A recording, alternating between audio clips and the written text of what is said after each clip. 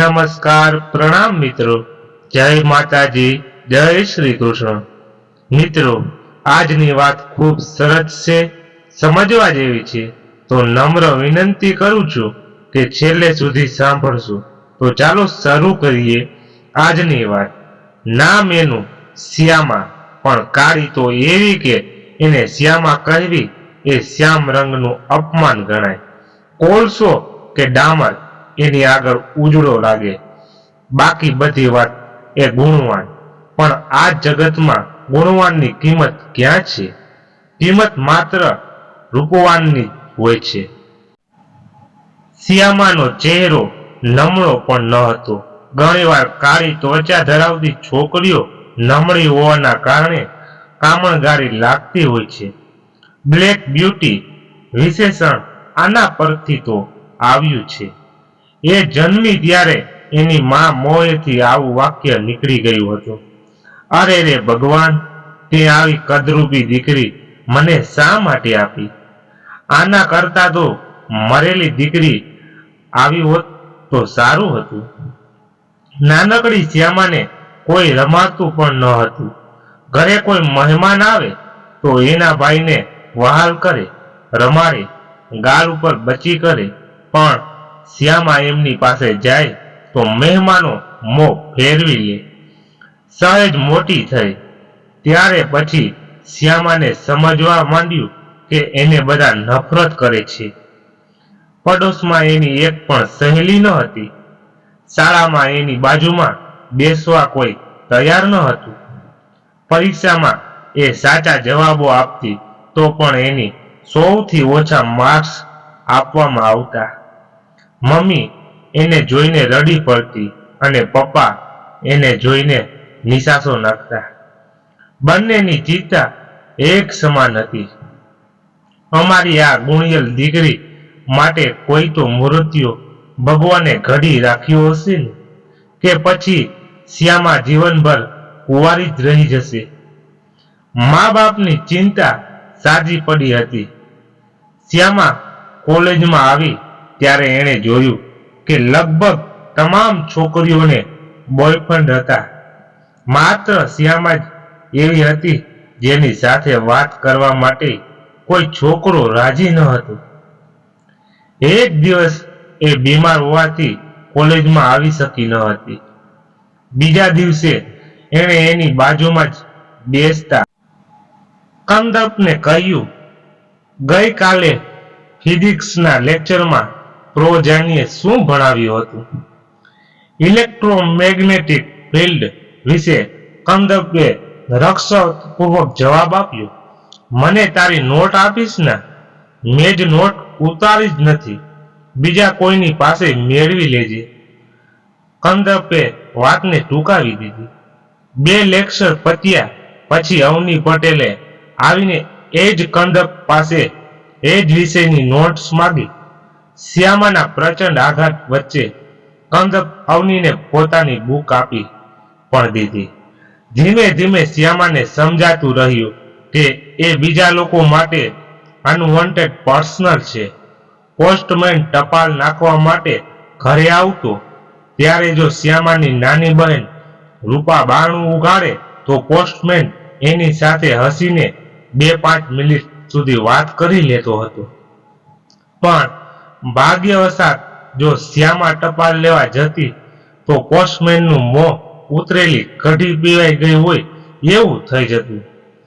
ચૂપચાપ ટપાલ આપીને દઈને એ રવાના થઈ જતો. રૂપા રૂપાળી હતી. એની માં ઉપર પડી હતી. શ્યામા વિશે બધા વાતો કરતા કે એની દાદી ઉપર ગઈ હતી. કિશોરાવસ્થામાં વર્ષો તો જેમ તેમ પસાર થઈ ગયા, પણ યૌવનના વર્ષો ગુજારવામાં શ્યામાને ભારી તકલીફ પડી ગઈ. એ વર્ષો ભયંકર માનસિક હતાશના હતા. સૌંદર્ય પૂજક દુનિયા પ્રત્યેના ધકધકતા આક્રોશના હતા. એકાંતમાં આંસુ સારવાના હતા અને જાહેરમાં હસવાનો અભિનય કરતા રહેવાના હતા. આ બધાનું પરિણામ અણધાર્યું પણ પોઝિટિવ આવ્યું. શ્યામાએ પોતાની જાત ફરતે એક અદૃશ્ય કોસેટો રચી દીધો. પોતાના મનને એણે બાહ્ય તમામ વાતોમાંથી પાછું વાળી લીધું. એ દિવસે રાતે ભણવામાં મગ્ન બની ગઈ. કોલેજમાં રિસેસ દરમિયાન પણ શ્યામા ક્લાસરૂમમાં જ બેસી રહેતી અને વાંચતી રહેતી હતી. ફિલ્મો, રેસ્ટોરન્ટ્સ, બાગ બગીચા, ફોન ઉપર ફ્રેન્ડ્સ સાથે લાંબી લાંબી અર્થહીન વાતો કરવી, આ બધું પાછળ છૂટી ગયું. કઠોર પરિશ્રમનો કોઈ વિકલ્પ નથી, એ વાક્ય શ્યામા માટે સાચું સાબિત થઈ ગયું. એ દર વર્ષે વાર્ષિક પરીક્ષામાં પ્રથમ નંબરે પાસ થવા માંડી. BASCCની યુનિવર્સિટીમાં એક્ઝામમાં એ ગોલ્ડ મેડલિસ્ટ મેળવી ગઈ. હવે એણે નોકરી શોધ શરૂ કરી. ફરી પાછી એને નિરાશા જ હાથ લાગી. એક તરફ એના સર્ટિફિકેટ હતા, જે જોયા પછી દરેક ઇન્ટરવ્યુ લેનારની આંખો પહોળી રહી જતી હતી. બીજી તરફ એનો મનસુખ દેખાવ હતો, જેને જોઈને ટેબલની પેલે પારથી આ એક જ વાક્ય સાંભળવા મળતું હતું: યુ કેન ગો. શ્યામાએ ના છૂટકે પોસ્ટ ગ્રેજ્યુએશન શરૂ કર્યું. ફરી પાછું એ જ જૂનું અને જ્વતલ ચક્ર ચાલુ થઈ ગયું. MSCના બંને વર્ષોમાં શ્યામા યુનિવર્સિટીમાં ફર્સ્ટ જાહેર થઈ. એ પછી એણે MPhil કર્યું. હવે એની એકેડમિક ફાઇલ એવી તગડી બની ગઈ હતી કે એને નોકરી મેળવવા કોઈ રોકી ન શકે. એક પ્રતિષ્ઠિત સાયન્સ ઇન્સ્ટિટ્યૂટમાં વૈજ્ઞાનિકની જગ્યાએ ખાલી પડી. જાહેરાત વાંચીને શ્યામાએ અરજી કરી. ઇન્ટરવ્યુના દિવસે બીજા ઉમેદવારો સજી ધજીને પધાર્યા હતા, પણ શ્યામા આછા રંગના સાદા કપડાં પહેરીને જ ઇન્ટરવ્યુ આપવા પહોંચી ગઈ. એના જવાબો સાંભળીને ઇન્ટરવ્યુ લેનારી પેનલમાં તમામ સભ્યો અંજાઈ ગયા. માત્ર એક જ જગ્યા માટે 22 ઉમેદવારો આવ્યા હતા, પણ પસંદગી શ્યામાની કરવામાં આવી. જે દિવસે શ્યામાના સરનામા પોસ્ટિંગ લેટર આવ્યો, તે દિવસે એના ફેમિલી માટે જાણે સુખનો વિશાંક લઈને આવ્યો હોય તેવું વાતાવરણ છવાઈ ગયું. શ્યામાના મમ્મી પપ્પા મન પરથી જાણે પહાડ જેવડો ભાર ઉતરી ગયો. મમ્મીએ તો રાત્રે પતિને કહ્યું પણ ખરું. હાશ, મને બે વાતની ચિંતા સતાવતી હતી. એક તો શ્યામાની નોકરી અને બીજી એના લગ્નની. ભગવાને એક ચિંતા તો દૂર કરી આપી. હવે જલ્દી એને લાયક મૃત્યુ મળી જાય એટલે હું બહુ લોભી ન બન. ભગવાને જેટલું સુખ આપ્યું છે તેનાથી સંતોષ માનવાનું શીખ. આપણી દીકરી આર્થિક રીતે પગભર બની ગઈ છે, એ જ મોટી વાત છે. બાકી એના લગ્ન વિશે હું ખાસ આશાવાદી નથી. એનો દેખાવ જોતા કોઈ પણ સારો મૂર્તિઓ એને પસંદ કરે એવો હું માની શકતો નથી. જે પસંદ કરશે તે સારો નહીં હોય. શ્યામાના પપ્પાએ વાસ્તવિક ચિત્ર રજૂ કર્યું. ખરેખર એવું જ બન્યું. શ્યામા 35ની થવા આવી, પણ એના લગ્નનો મેળ ન પડ્યો. એના મમ્મી પપ્પા પણ એને એક પછી એક થોડા સમયના અંતરે મૃત્યુ પામ્યા. પણ જતા જતા તે બંને એક વાતનો સંતોષ લઈને ગયા કે શ્યામા આર્થિક દ્રષ્ટિએ ક્યારેય દુઃખી નહીં થાય. શ્યામાનો પગાર ખૂબ તગડો હતો, લગભગ માસિક 1 લાખ રૂપિયા જેવો. રહેવા માટે સુંદર ફ્લેટ હતું. અવર જવર માટે એક ગાડી હતી. ખૂબ સલામત વર્કિંગ એન્વાયરમેન્ટ હતું. જિંદગીનું પંખી સુવિધાની પાંખો લગાડીને શાંત આસમાનમાં ઉડી રહ્યું હતું. જો તકલીફ હતી તો એક જ વાતની હતી. એ આસમાન નરી એકલતાનું આસમાન હતું. પંખીઓ તો હજારો હતા, પણ એ બધા શ્યામાથી દૂર દૂર રહેતા હતા. શ્યામાને એની બેકાર એકલતા કોરી ખાતી હતી. ઓફિસમાં કે લેબોરેટરીમાં પણ ભાગ્યે જ કોઈ એની સાથે હસીને વાત કરતું હતું.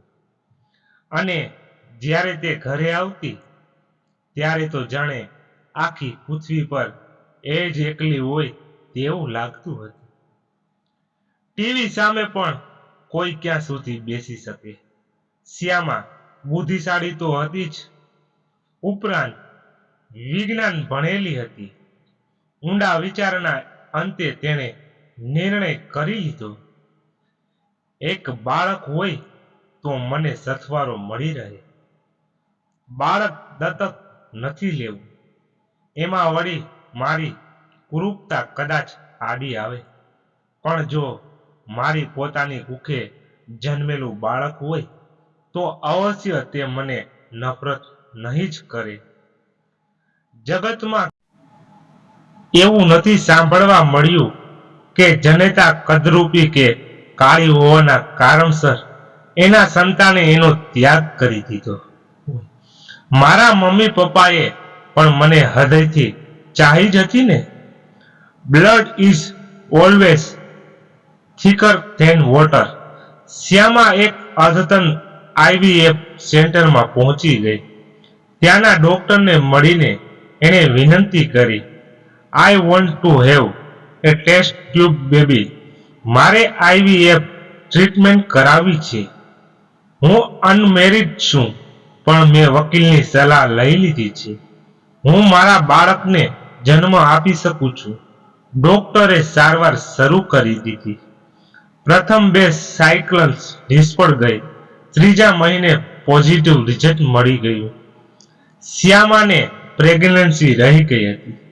એનો ગર્ભનો બાયોલોજિક પિતા કોણ હતો એની શ્યામાને પણ ખબર ન હતી. સારવાર શરૂ કરતા પહેલા જ શ્યામાએ ડોક્ટરને વિનંતી કરી દીધી હતી, ડોક્ટર, તમે એક વાતનું ધ્યાન રાખજો. જે પુરુષના શુક્રાણુ પસંદ કરો તે પુરુષ દેખાવામાં હેન્ડસમ અને ગોરો હોવો જોઈએ. હું પોતે તો કાળી છું જ, પણ શક્ય છે કે મારું આવનારું બાળક કદાચ એના પિતા ઉપર પડે. શ્યામાએ એક મોટો જુગાર ખેલ્યો હતો, પણ એ જુગાર સફળ રહ્યો. 9 મહિના પૂરા થયા. એણે એક દીકરાને જન્મ આપ્યો. દીકરો અત્યંત સુડોળ, ગોરો અને નમળો હતો. શ્યામાનું હૃદય પ્રસન્નતાથી ઉભરાઈ ગયું. તેણે દીકરાનું નામ પાડ્યું ગૌરાંગ. શ્યામાનો ગૌરાંગ એ પછીના 25 વર્ષ સોનેરી બની ગયા. શ્યામા એના દીકરાના ઉછેરમાં આખી દુનિયાને વિસરી ગઈ.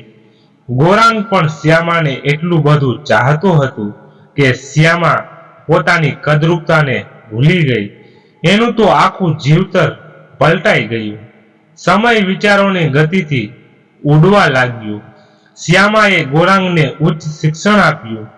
દીકરો સારી નોકરીમાં લાગી ગયો. પોતાના માટે એણે પોતે જ એક સુંદર કન્યા શોધી કાઢી. એક દિવસ ગૌરાંગે ખૂબસૂરત યુવતીને લઈને ઘરે આવ્યો. મા સાથે ઓળખાણ કરાવી. મમ્મી, આ તન્વી છે. અમે પ્રેમમાં છીએ. તું આશીર્વાદ આપે તો અમે લગ્ન કરીએ. બેટા, મારા તો આશીર્વાદ જ હોય ને. તને છોકરી ગમતી હોય? મમ્મી, તું એમ પૂછે કે મને છોકરી ગમતી હોય તો? અરે, તન્વી ઉપર તો હું પ્રાણ નિછાવર કરું છું. મમ્મી, જો એ મને નહીં મળે તો હું જીવી નહીં શકું. બંનેના લગ્ન થઈ ગયા. 1 મહિનો 3 સાથે રહ્યા. પછી એક દિવસ ગૌરાંગે મા પાસે આવીને કહ્યું, મમ્મી, તું ખરાબ ન લગાડીશ, પણ તન્વી, તારી સાથે હું તને કેવી રીતે સમજાવું? એ સવારે ઉઠીને તારું મોં જોઈને છળી ઉઠે છે. મમ્મી, મને તો કશો જ વાંધો નથી. મને તો તું સુંદર જ લાગે છે. તું મારી માં છે ને. પણ તન્વી આ ઘરમાં તારી સાથે એક પણ દિવસ રહેવા તૈયાર નથી. મમ્મી, તારા કારણે મારે એને છોડી દેવી. આઘાતનો પ્રચંડ પ્રહાર ઝીલી લઈને એક જ ક્ષણમાં શ્યામાએ કહી દીધું, ના બેટા, તારે એવું નહીં કરવું પડે. આમ પણ હું નિવૃત્ત થઈ ગઈ છું. આ ઘર તમને સોંપીને હું ચાલી જઈશ. ગામડે આપણું બાપ દાદાના સમયનું ઘર છે. બાકીની જિંદગી ત્યાં શ્યામા ત્યારે તો ન રડી, પછી પોતાના બેડરૂમમાં જઈને ખૂબ રડી પડી. એકલતા દૂર કરવાની એની તમામ કોશિશો ઉપર છેવટે પાણી ફરી ગયું હતું. મિત્રો, આજની કહાની તમને પસંદ આવી હશે એવી આશા રાખું છું, અને પસંદ આવી હોય તો એક લાઈક અને તમારા ગ્રુપમાં ફેલાવી દેશો એવી આશા રાખું છું. અને હા, આવી જ કહાની સાંભળવા માંગતા હો તો આ ચેનલને અટાણે જ સબસ્ક્રાઇબ કરી લેજો, એટલે નવી નવી કહાની સાંભળવા મળતી રહે. ધન્યવાદ. ફરી મળીએ એક નવી કહાની સાથે. ત્યાં સુધી બધા તંદુરસ્ત રહો, મસ્ત રહો. જય માતાજી, જય દ્વારકાધીશ. હર હર મહાદેવ, મહાદેવ હર. જય શ્રી રામ.